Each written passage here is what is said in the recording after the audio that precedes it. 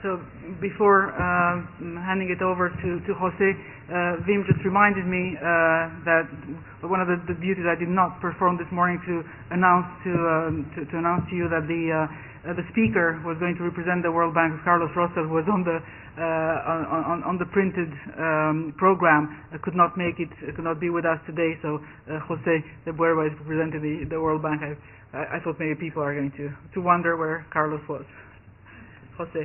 Thank you, Catherine. Well, thank you very much, Catherine, for the opportunity, and thank you, Audrey and Alps, for inviting us. And yes, I would like also to mention a few. Carlos regrets very much not being here. He was very much looking forward to giving this presentation, but a family emergency did not allow him to be here. So my presentation is going to be about giving away the farm. What I'm going to be telling you about is why open access is right for us, for the World Bank, given our mission, and why maybe also for other mission-driven institutions, open access is also the way to go. Important to mention that for us, open access is more than just giving away the content for free. It's part of a broader open development agenda, which I'm going to walk you through. And really that puts open access into a different light than what open access advocates or what the publishing community at large is used to think about open access. Right, I actually added this slide yesterday in my hotel room because in speaking with many of you, many were actually wondering, the World Bank, what is the World Bank doing here? Nobody yet asked me for a loan, and it has happened in the past, so I'll be here till 12:30, so maybe people were thinking I was here to give a bailout to the publishing industry. I don't think it's needed, but yes, we are publishers. I represent the publishing unit of the World Bank. But the World Bank, just a brief history, was founded in 1946 with the aim of reconstructing war-torn Europe after the Second World War. And once that mission was accomplished, we focused to work with developing countries, and we are now the largest development agency in the world. Just to give an idea of numbers, last fiscal year that ended in June 30th, we commissioned loans and operations for a total of $35.2 billion. And that is actually small in comparison when in fiscal year 8, when financial markets were closed for developing countries, where we exceeded $100 billion in loans. So it's a very big institution. We have over 10,000 employees, some 3,000 consultants at any time of the year, 120 offices around the world, mostly in developing countries. But as a publishing operation, we are also fairly active, and you can see some of our outputs last calendar year. We published 365 journal articles. 75% of them were published externally. We published 438 working papers. Many of those working papers are preprints of what then become journal articles if accepted for publication. Some 150 books and some 500 other pieces of analytical work. They carry all kinds of sexy names. We usually refer to them as economic and sector work, ESW. There is also knowledge notes. But what's interesting about them is that many are drafted and done by staff in country offices. Many of them are commissioned by local governments. So they focus on different topics, like education in Honduras, and it's commissioned for the government. So they do have a particular interest, especially for developing countries. So this is our mission. It's one that we at the World Bank are very proud of our mission, and staff surveys year on year show the high commitment of the staff with the mission and with the institution, and how committed everyone at the bank is with this mission. Our world is a dream free of poverty. Who wouldn't want to work for an institution with such noble goals? But I should also say that as publishers, we are very blessed of having a continuous flow of very high quality content that we can work with. We do publish in a niche market, that is true, but it is an important niche: world economy, international affairs, development economics, gender studies, social issues, etc. We do have a powerful brand, both from an institutional perspective and from a publishing perspective as well. We operate under the imprint as World Bank Publications. And despite our name, we do not have big pockets. This slide kind of represents, how our budget looks like. Actually, in selecting that slide, I saw that it looks like the ice is melting, but it's actually pretty much solid frozen still. We have been operating on a flat budget for the past 8 years as an institution, and as a publishing operation, we have had year-on-year decrease in our budget without exception. In addition, because of the open agenda, we lost 40% of our revenues since 3 years ago, and that's in nominal terms. In real terms, it's probably around 50 to 55%. So because of our mission and because of our budget, we have a conflict, mission or money.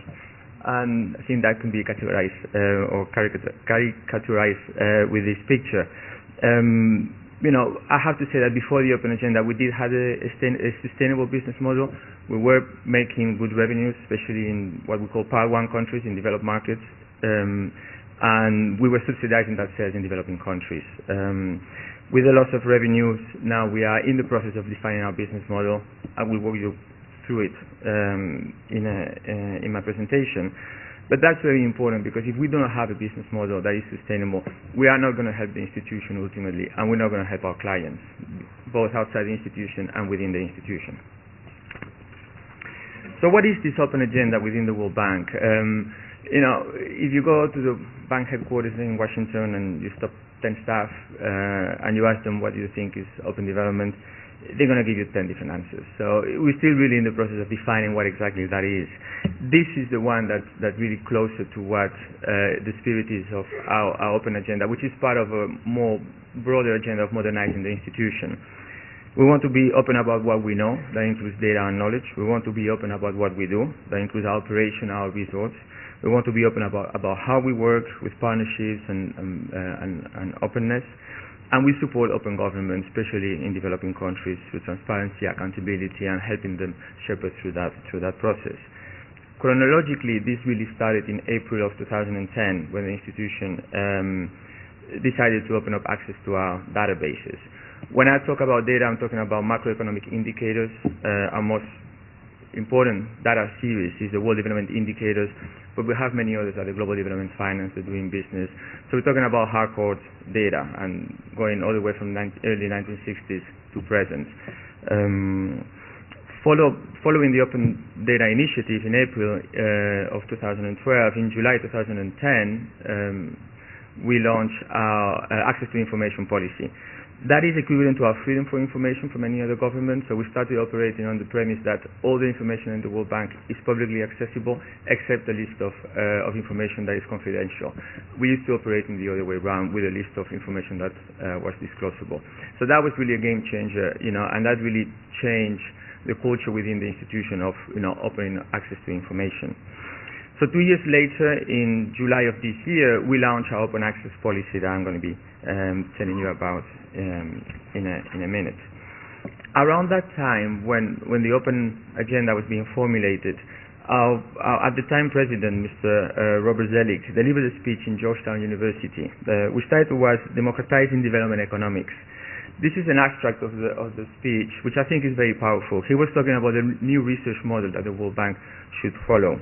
He's talking about opening the treasure chest of the World Bank data and knowledge to every village, healthcare worker, every researcher, really to everyone. To look beyond that elite retail model of research. We cannot expect to write a paper and expect somebody to come and read it. He's talking about wholesale and network model of doing research. He's talking about giving the tools for others to do the economic research themselves. So, for us, that speech was a game-changing. For us, meaning the publishing operation. The direction was very clear at that time. The writing was on the wall. For us, it was, what we're going to do about it. But before I tell you what we did, it's important to mention that we have been a so-called gratis open access publisher for a long time. This slide shows our dissemination for the past 3 fiscal years through different channels. And as you can see, in last fiscal year, we reached 6.5 million books or e-books disseminated, either for free or commercially. Important to mention that does not include downloads from the bank website. And despite what my information staff tell me, it's not very easy to find out how many downloads happen across the bank website, which is a very complicated website. We estimate that you have to add, let's say, a couple of million downloads in addition to the 6.5 million. But what's important here is that 91% of our dissemination is for free, and that percentage has been the same year on year. Another way of looking at this is how, like any publisher, how we transform the print dissemination versus with electronic dissemination. What this is showing you is the trend of our print dissemination for the past 5 years and how it has been decreasing year on year. The trend is clear. In the heydays, we used to distribute 500,000 publications in a hybrid model of free targeted dissemination and sales. We were very good at what we did, especially given that our market and our customers are in developing countries. Consistently, since the beginning of 2000, our second largest market was Sub-Saharan Africa. We used to work with local bookstores, with distributors. We used to create, local capacity, create business for them. We used to say the more we sell, the more we lose, but the happier we are.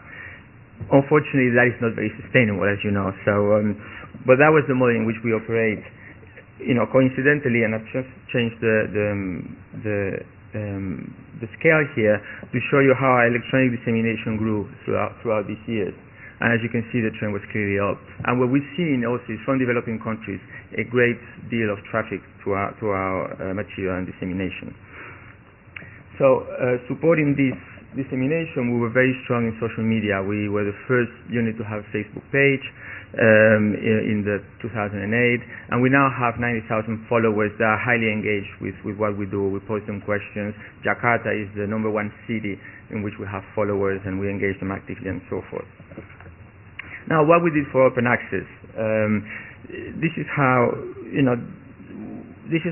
what changed. We really embraced open access in full. We did 3 things. One, we launched an open access policy that is effective as of July. We launched also an open knowledge repository that I'm going to refer to as OKR. We love acronyms. And that was launched in April, ahead of the policy. And we adopted a Creative Commons policy for the research we publish. I would not get too much into the details, just to say that we have a green open access. We embrace the green type of open access. For the research that is published by the World Bank, there is a mandate for depositing that research immediately in the repository and disseminated in CC BY.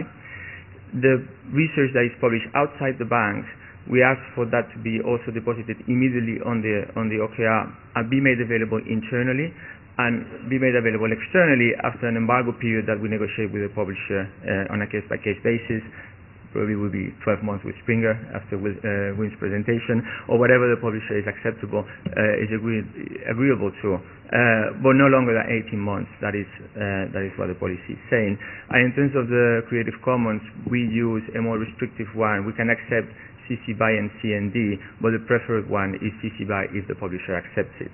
I should say that preprints or working paper versions of those articles are made available immediately on the OKR for free. So it's really, when we're talking about publishing externally, it's the post-print version or the accepted also, the post-peer reviewed version or the accepted also manuscript. Now, what was the impact of all this? This is our open knowledge repository total downloads since we launched, and you see obviously the trend is high. 140,000 downloads since September. Our target for this fiscal year is to reach around 400, 450 downloads. It still dwarfs the 6.5 million, but we see we're going to be, as we index the repository in other archives and in other places, we're going to see this growing exponentially in the next few months or few years. Now, but let's really tie this back to the mission. This slide is showing some of the marketing material that we use when we announced the open access policy and we announced the launch of the OKR. And there are some keywords here that I think are interesting. The thing on the left is just part of an infographic that we developed, and we're talking there about share, reuse, combine. The one on the right are posters and flyers. We're talking about innovate. What we really want to do is people to take our stuff, take our research and do something with it, reuse it for things in which we maybe could not think of. We want that research to be mashed up with other research. We want the data to be used with other data. And that's really the underlying idea behind the open development agenda. We think that people outside the bank may have more creative ideas on how our information could be shared, used, or reused. We're looking for the multiplier effect. And that's what I mean when we say that we go beyond just by giving away the information. We want people to do things with it. Now what I'm going to show you next, it's a video, and we are not the BBC, so I have to apologize for that, but this is a video that we created when we launched the open access policy. It's just a couple of minutes.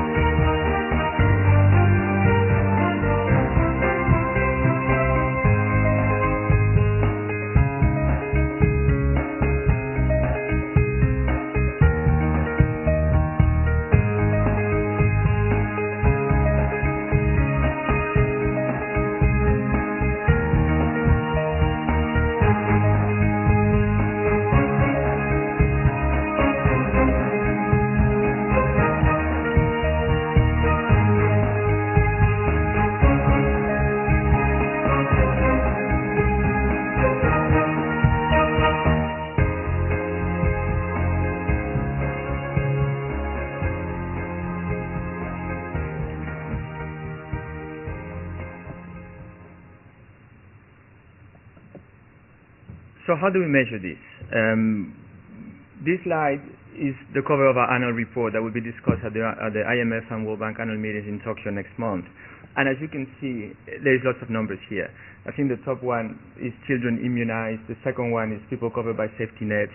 So we are really results-driven within the World Bank. And what's important for us, we need to measure our impact, given what I've shown you and what we're trying to accomplish. So how do we measure that success? What is our currency? We do have one starting point, which is the greater the use, the greater the impact, and we put in efforts towards that. And we are also looking into numbers. We look at downloads, we look at reads, we look at citations, engagement in social media, media clips, and whatever numbers we can get our hands on. We're not going to say that more use of our research or our data is directly a correlation of having more children immunized or better health in developing countries. So there's two things we can do. We can inform that debate and we can influence policy, which ultimately is going to support the mission of the World Bank. So what is our new currency? We think, or we believe that our new currency is development impact, and we need to find the right way of measuring that and demonstrating to the institution that we are delivering on that. We're going to leverage all appropriate channels and markets for print and free dissemination, and the ultimate focus is the developing countries. That's where we want to focus the dissemination of our content. Now, by now you will be, thinking, how do they pay for this? So, what is our business model? And like I said in my presentation, that is extremely important. We need that sustainable business model. There's three areas that we will fund, and we are funding this. First, we need the budget for the institution. We need that support. What we're telling the institution is, yes, we are making less. We're making less money to selling our material, but we have more of what you want. So you have to fund this. So this is the conversations that are happening right now. Second, we are charging publishing fees. Anybody within the World Bank that wants to publish with us, depending on the level of service that they need, will be charged a fee, and we have a large panoply of different options for them. And the third point is extremely important. I'm going to stop there for a minute. We see that we can still make revenues from commercial activity, from value-added products. And I think, I highlighted value-added in red. We still want to offer our books through Amazon and Barnes & Noble, or our e-books, so that the user that has a reader pays for the convenience of accessing that book through that channel. We want to work with the aggregators. We want to be profiled by YBP, so that we are in the approved plans, and the library can buy either print or online. We want to work with local distributors so that they do promotion and in turn do marketing for us. And more important, we are in the process of building a complete revamped new World Bank e-library, which is our collection of research that we've been marketing and we've been selling since early 2002 as a subscription product. We just partnered with Atipon to develop the e-library, and we think we can add value to the content. We can contextualize data, for example, so that researchers that look for a particular topic can access the paper and the data in the same place without going to two different places. We have adopted a new standards, the XHTML standards, so that we can allow to offer the content in a much more granular level, offer researchers or professors to do custom ebooks with the material. Offer libraries marked records, make sure we are in the discovery channels. From our perspective, the content is free. What we can monetize is that added value. But the focus, again, is open access because we embrace that with no restrictions. So we are not going to develop a huge business line out of this, but we think it's important for two reasons. It's going to give us some degree of independence from reliance on the bank's budget, which is good. But secondly, it's going to help us to stay connected with you all, with this dynamic industry that's going change, and it's going to help us to add value as publishers. I have a red light here that Catherine is showing me, so I'm going to skip through this one. We had to retool the publishing program. If there is questions at the end, I'll be happy to answer them. So in conclusion, we are just in the process of defining our steps in the open access journey. We are developing relationships with open access community. We think we're just scratching the surface, and we are just looking forward to enjoy the journey. Thank you very much.